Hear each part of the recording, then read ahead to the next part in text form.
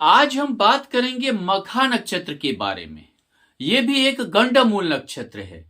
इसकी शुरुआत ही 0 डिग्री से सिंह राशि में होता है, जो 13 डिग्री 20 मिनट तक रहता है।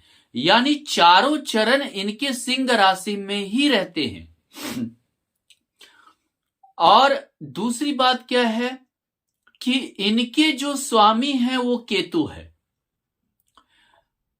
अगर हम देखें, अगर आपका जन्म मघा नक्षत्र में हुआ है तो आप इज्जत मान प्रतिष्ठा सम्मान की ओर ज्यादा भागिएगा, और जब तक आप भागिएगा तब तक वो मिलेगा नहीं आपको।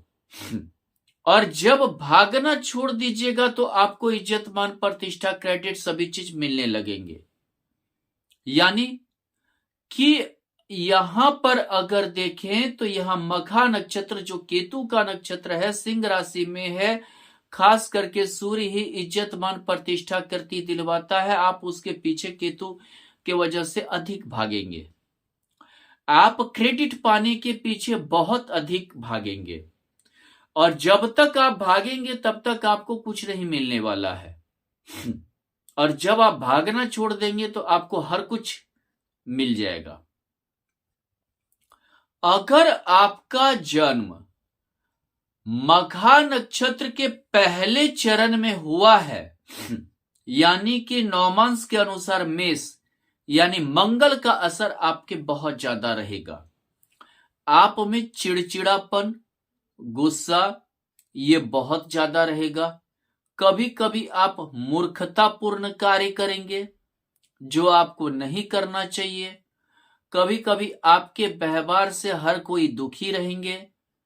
दूसरी बात क्या है कि आप बहुत जल्द बिना सोचे समझे किसी भी बात पे जल्द गुस्सा हो जाएंगे। बहुत जल्दी आप क्रोधित हो जाएंगे, बहुत जल्दी आप गुस्से में आ जाएंगे, जिसके कारण से काफी आपकी भी बेइज्जती होने की संभावना हो सकती है।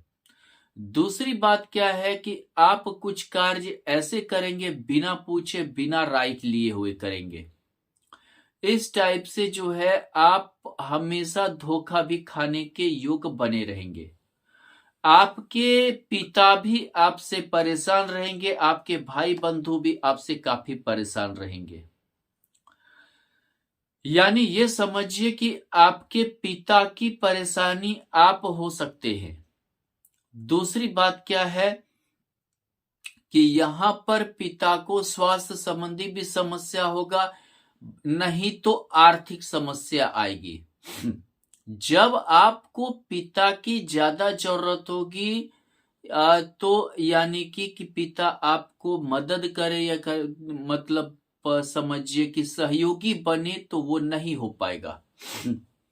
ये समझिए कि उस समय पिता की या नहीं तो आर्थिक स्थिति बिगड़ेगी, या उस समय समझिए शारीरिक समस्या आएगी। दूसरी बात क्या है, आपको अपने ही भरोसे हर कार्य को करना पड़ेगा। भाई बंधु पिता के भरोसे आप आगे कभी नहीं बढ़ेंगे। आप हमेशा अगर पिता के, भाई के, बंधु के इत्यादि के भरोसे रहे तो समझिए कि आप हमेशा पीछे ही रहेंगे। यानी कि आप जिंदगी में कुछ नहीं कर पाएंगे। अगर आप अपने भरोसे रहेंगे तो आप बहुत आगे बढ़ेंगे, बहुत आप कुशलता पूर्वक आगे बढ़ेंगे। दूसरी बात क्या है, अपने गुस्से पे, अपने समझिए कि क्रोध पे आपको कंट्रोल करनी पड़ेगी। समझदारी से अगर आप कार्य करते हैं तो ठीक है, नहीं तो आप हमेशा बेवकूफ बनते रहेंगे। अगर आपका जन्म मघा नक्षत्र के द्वितीय चरण में हुआ है, यानी कि वृष नौमांस के अनुसार, यानी शुक्र का असर आप पे ज्यादा रहेगा। यानी ये समझिए कि आपके पास भौतिक सुख रहते हुए भी आप उसकी भोग नहीं कर पाएंगे। आपके पास घर द्वार मकान इत्यादि रहते हुए भी उसकी भोग आपको नहीं हो पाएगा। आप अगर अपनी पैसा कमा कर भी, अपनी संपत्ति कमा कर भी उसका भोग नहीं कर पाएंगे। कोई ना कोई ऐसा विडंबना होगा। मान लीजिए आप कोई घर खरीदे, उस पर कोई मुकदमा हो गया, केस हो गया, या कोई डिस्ट्रीब्यूट प्रॉपर्टी हो गया, जिसके चलते आप उसके भोग में कमी आ जाएगी। आप मान लीजिए आपने कोई बहुत अच्छा शौक से कार खरीदा है, लेकिन आप उसकी उपयोग नहीं कर पा रहे हैं, किसी न किसी कारण पर से रुकावट आ रही है। आपके माता और आपकी पत्नी में बहुत ज्यादा फ्रिक्शन रहेगा, बहुत ज्यादा मनमुटाव रहेगा, यानी कि दोनों एक दूसरे से को देखना नहीं चाहेंगे। आपको भी अपनी पत्नी से बहुत ज्यादा दिक्कतें रहेंगी, यानी कि पहले तो हो सकता है आप पत्नी के प्रति बहुत ज्यादा प्यार लुटाएं, उसके बाद बिल्कुल छोड़ दें। यानी कि आपकी पत्नी की शिकायत यही रहेगी, शादी जब हुआ था तो उस समय तो बहुत ज्यादा आप ध्यान दे रहे थे, केयर कर रहे थे, बहुत ज्यादा ये कर रहे थे, अब आप बिल्कुल केयर नहीं कर रहे हैं। यानी कि आपकी भी थोड़ा सा एक आदत रहेगा, कोई भी सामान भी अगर आप खरीदेंगे, पहले खरीदने तक ही आपकी बहुत ज्यादा मतलब कि आप ध्यान देंगे, उसके बाद आप उसके प्रति सामान का कोई केयर नहीं करेंगे, देखभाल नहीं करेंगे, नहीं कर पाएंगे। ये आप में भी एक कमी रहेगी। दूसरी बात क्या है कि परिवार में थोड़ा आपकी इज्जत मान प्रतिष्ठा में भी कमी आना शुरू होगा धीरे धीरे। अगर आपका जन्म मघा नक्षत्र के तृतीय चरण यानी कि समझिए कि मिथुन यानी बुध का असर नवमांश के अनुसार ज्यादा रहेगा। सबसे बड़ी बात क्या है कि आप कहीं पर भी इंटरव्यू हो, कुछ भी हो, आप अच्छे से अपनी बातों को एक्सप्लेन नहीं कर पाएंगे, आप अपनी बात को रख नहीं पाएंगे, कितने बात आपके मन में ही रह जाएगा। आपको लगेगा कि हम ये बोलेंगे, ये बोलेंगे, ये बोलेंगे, ये बोलेंगे, लेकिन नहीं बोल पाएंगे। फिर आप जब कहीं से निकलेंगे तो बोलेंगे अरे हमें तो ये बोलना चाहिए था, लेकिन हम नहीं बोल पाए। ये ऐसे बोलते तो ज्यादा अच्छा रहता। दूसरी बात क्या है कि आप अपने हक के लिए भी नहीं लड़ पाएंगे, हक के लिए भी आपको लड़ने में दिक्कत होगी।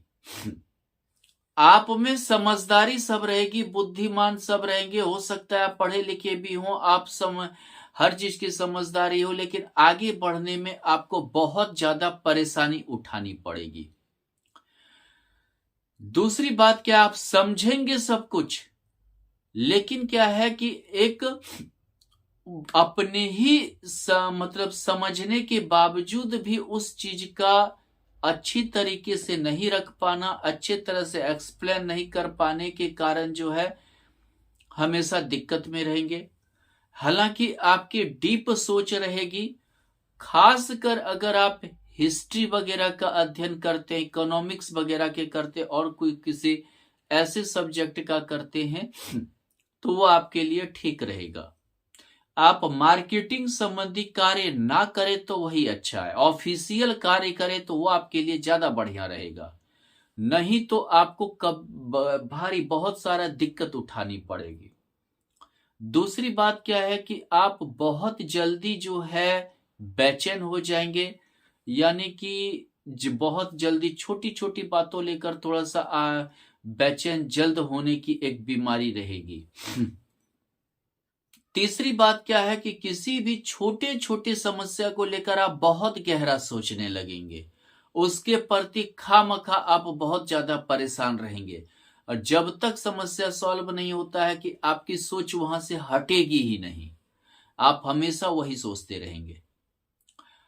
अगर आपका जन्म माघा नक्षत्र के चतुर्थ चरण में हुआ है, यानी कि कर्क यानी चंद्रमा का आपके ऊपर बहुत ज्यादा असर होगा, ये समझिए कि आप अच्छे से किसी डिसीजन तक नहीं पहुंच पाएंगे, निर्णय लेने में हमेशा परेशानी होगी, आपके अंदर बहुत ज्यादा भावुकता होगी। दूसरी बात क्या है कि आप बहुत डरे सहमे रहेंगे। तीसरी बात क्या है कि आप जल्दी जो है बेचैन या समझिए कि हो जाएंगे, बहुत जल्दी जो है आपके अंदर समझिए कि घबराहट होने लगेगी। छोटा भी समस्या होगा उसके बावजूद भी आपके अंदर बहुत ज्यादा घबराहट रहेगी। बात बात पर भावुक हो जाना, रोने लगना, ये समझिए कि काफी भावुक होकर छोटे परेशानी के लिए भी बहुत ज्यादा रोने लगना, या समझिए बहुत ज्यादा आप टेंशन में आ जाना, ये आपकी एक बहुत खराब बीमारी भी रहेगी। दूसरी बात क्या है कि आपकी पत्नी आप पर ज्यादा मतलब कि हॉबी रहेगी। वो आपके जो है मतलब कि हर चीज अपना सहमति आप पर ज्यादा लागू करना चाहेगी, जिसके कारण क्या है कि आपके घर में एक विवाद होगा। माता और आपके जो है पत्नी के बीच काफी विवाद रहेगा। तीसरी बात क्या है कि आपके बाल बच्चे भी बाद में आपकी ही जो है समझिए कि बातों को बहुत ज्यादा केयर नहीं करेंगे। यानी कि बिल्कुल आप एक घर में है, सब कुछ है, परिवार है, लेकिन आपका कोई वैसा वैल्यू नहीं रहेगा। भले आप कमा के लाएं या कुछ करें, लेकिन उनका सुख बाल बच्चा ही करेंगे, पत्नी ही करेगी। आपको कोई विशेष सुख आपके ही कमाई से नहीं होने वाला है। धन्यवाद।